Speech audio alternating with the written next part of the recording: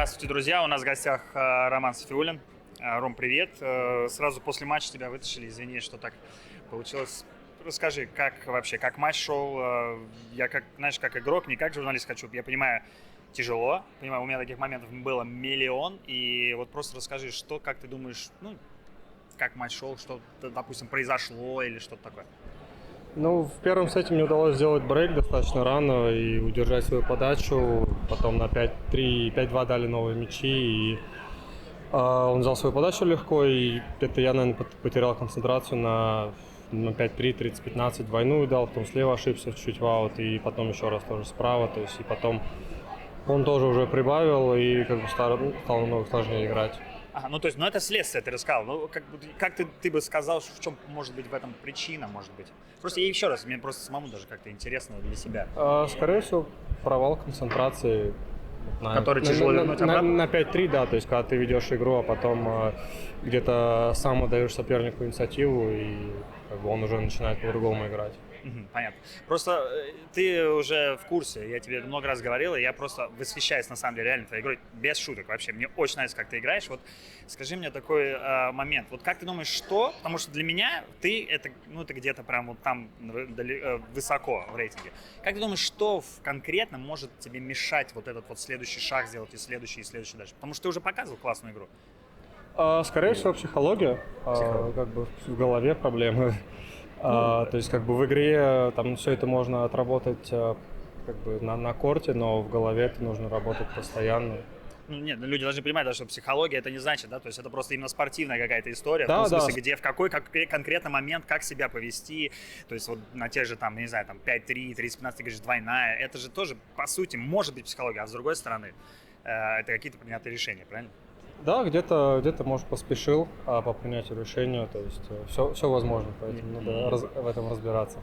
Смотри, у тебя сейчас новый тренер, Хрват. Да, Мира Хрват, да. Как тебе новый тренер? Вообще, видишь ли ты какие-то изменения в игре, что-то такое? Какие-то изменения, да, он привнес, но пока что, к сожалению, вот не можем найти тот уровень игры, который позволит мне побеждать и проходить матчи. Просто я знаю твои такие как бы отношения вот как сказать, в работе на корте.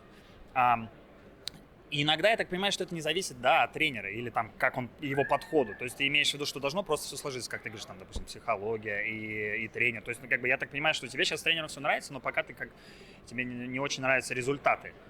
Результаты, да, пока что не устраивают. Вот, там есть, конечно, по игре тоже вопросы, но это как бы... Но это не в тренере дело. Да, как бы, может быть, и в тренере, то есть как бы у него там свой подход, у предыдущего тренера свой был подход, у другого тоже свой подход, то есть как бы именно даже к тренировкам, именно что отрабатывать.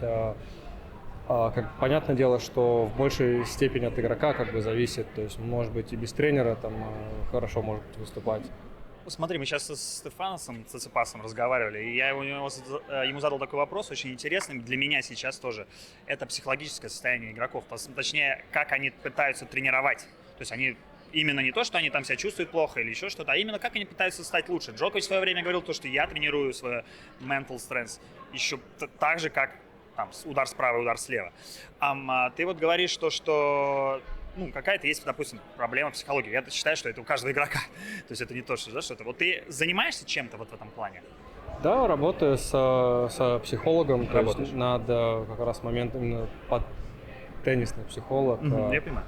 Чтобы на корте как бы выявлять какие-то проблемы и как бы решать их во время матча, когда даже вот тяжело, не получается, и все равно находить варианты. И как давно ты вот работаешь? С сентября прошлого года. То есть вот скоро ты надеешься, получается вот это такой процесс, который результат будет. Я надеюсь. Спасибо, Рома, в любом случае удачи тебе. Ты самый крутой игрок, который, мне кажется, сегодня был на кортах, поэтому надеемся на хорошие результаты в дальнейшем. Спасибо.